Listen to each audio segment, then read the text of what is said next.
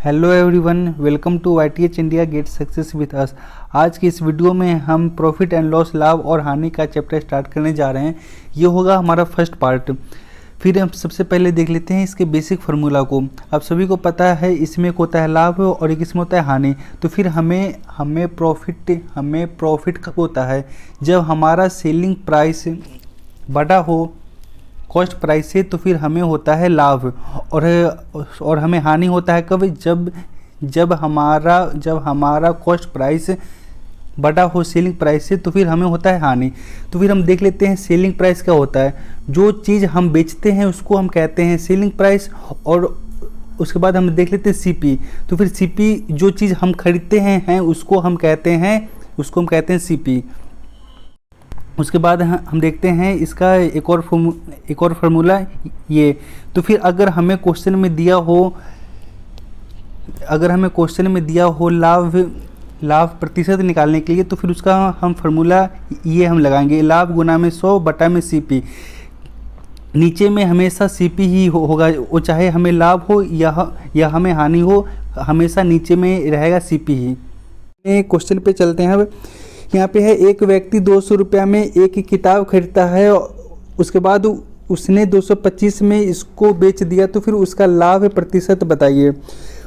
उसका सीपी क्या है?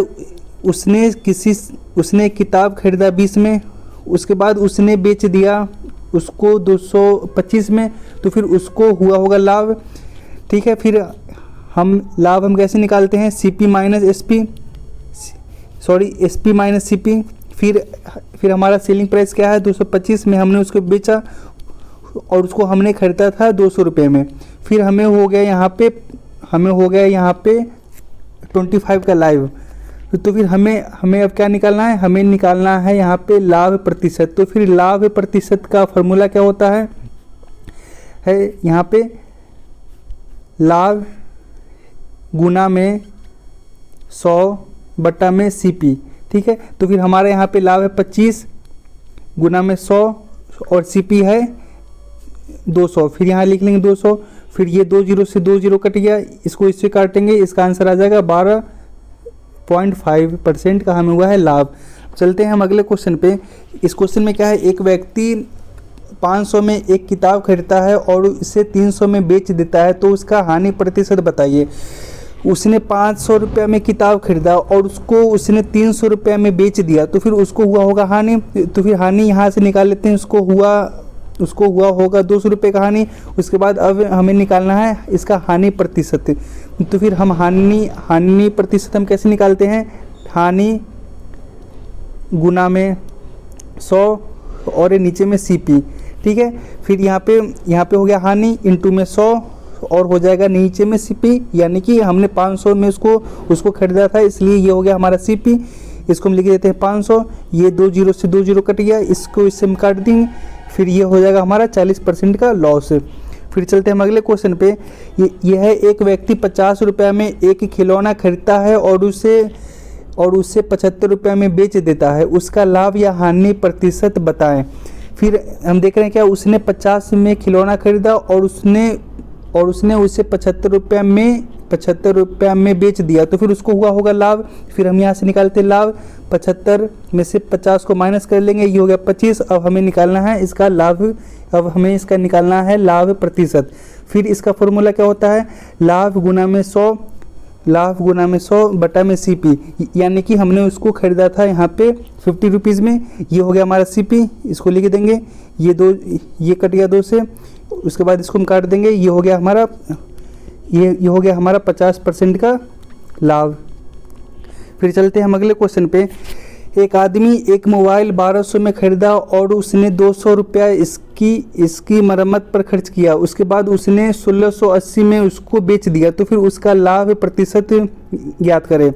फिर हम देख रहे हैं उसने 1200 में एक फ़ोन लिया, उसके बाद उसने 200 रुपया उसकी मरम्मत पे और खर्च किया, तो फिर उसका टोटल फ़ोन हुआ यहाँ पे 1400 का। उसके बाद उसने इसको 1680 में उसने इसको बेच दिया, तो फिर उसको हुआ होगा लाभ। तो फिर हम यहाँ से निकाल लेते हैं इसका लाभ। इसमें से माइनस हम कर लेंगे, ये हो गया 0, 8, 2, ये हो गया हमें लाभ। उसके बाद हमें निकालना है उसका लाभ प्रतिशत। फिर हम क्या करेंगे, ये हो गया लाभ गुना में 100 बटा में CP, ये हो जाएगा हमारा CP। फिर इसको लिख लेंगे 1400, ये 2 0 से 2 0 कट गया, इसको इससे काट देंगे, इसका आंसर हो जाएगा 20% का हुआ लाभ। फिर चलते हैं हम अगले क्वेश्चन पे। यह एक खुदरा विक्रेता 225 में एक घड़ी खरीदता है और घड़ी पर उसका अतिरिक्त खर्च 15 रुपये का है। वह घड़ी को 300 में बेचता है, तो फिर उसका लाभ प्रतिशत ज्ञात करें। उसने 225 में खरीदा, उसके बाद उस पे उसका हो गया अतिरिक्त खर्च, ठीक है। तो फिर उसका टोटल हो गया घड़ी 240 का। उसके बाद उसने उसको 300 में बेच दिया, तो फिर उसको होगा लाभ। तो फिर हम यहाँ से निकाल लेते हैं, उसको होगा 60 का लाभ। उसके बाद हमें निकालना है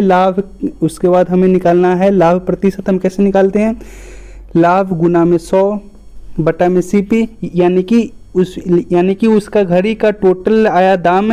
हमने टोटल घड़ी खरीदा था 240 में, इसलिए ये हो गया हमारा CP। यहाँ पे हम लिख लेंगे नीचे में CP, ये हो गया 240। ये 1 0 से 1 0 कट गया, ये कट गया 4, इसको हम काट देंगे, हमारा आंसर हो जाएगा 25% का हुआ है हमें लाभ। फिर चलते हैं हम अगले क्वेश्चन पे। एक स्याही की दवात के लागत तथा विक्रय मूल्य का अनुपात 20:1 है, तो प्रतिशत लाभ ज्ञात करें। देख रहे हैं यहाँ पे CP और SP का हमें दिया हुआ है यहाँ पे अनुपात 20:21, यानी कि CP है 20 और SP है 21, तो फिर हमें हुआ होगा लाभ। फिर हम देख रहे हैं यहाँ से हुआ है हमें 1 का लाभ।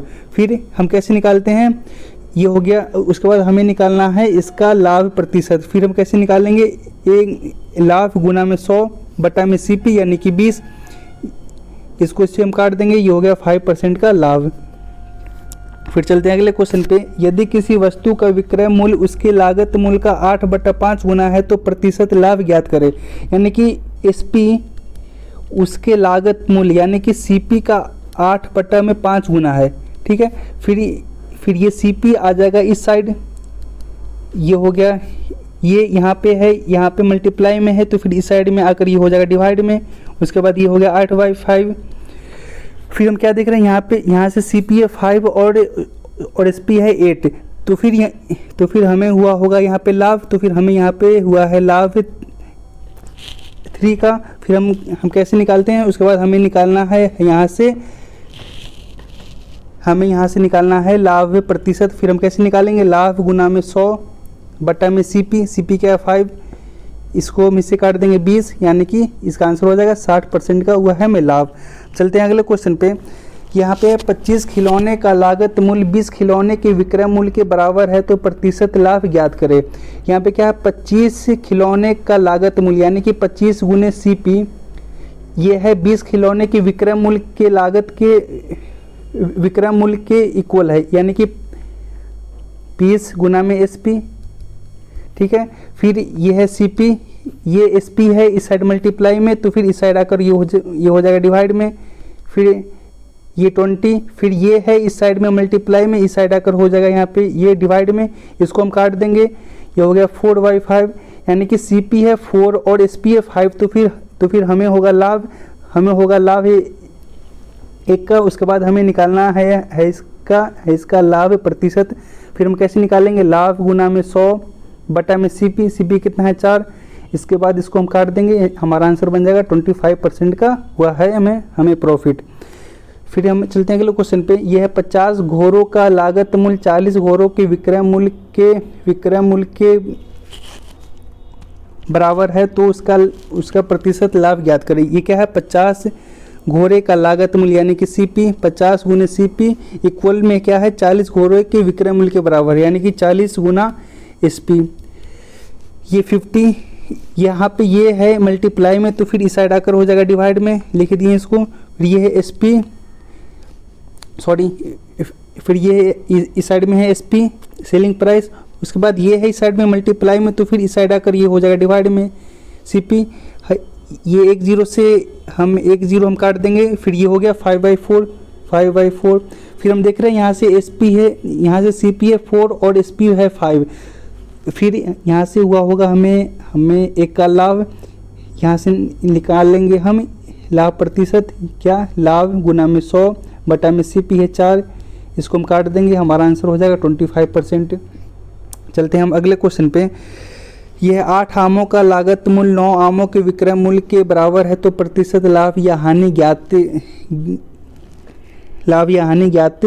करें। क्या ये 8 आमों का लागत मूल्य यानी कि 8 गुना CP, यह है 9 गुना SP, ये दोनों आपस में इक्वल है। फिर हम क्या करेंगे, CP ये इस साइड में मल्टीप्लाई में, इस साइड आकर हो जाएगा डिवाइड में।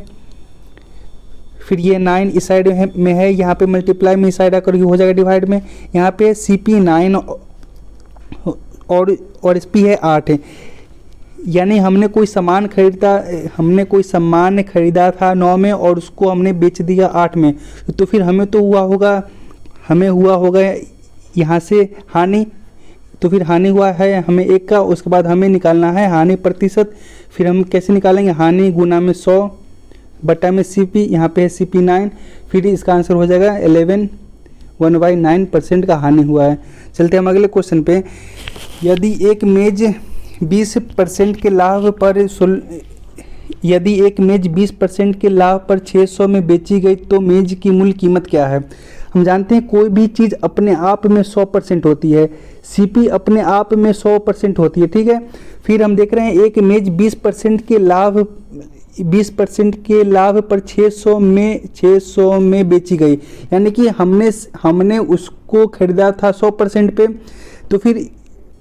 तो फिर हम यहाँ से देख रहे हैं CP होता है अपने आप में 100%, उसको हमने बेच दिया 20% के लाभ पे, यानी कि 120 पे हमने 120% पे हमने उसको बेचा।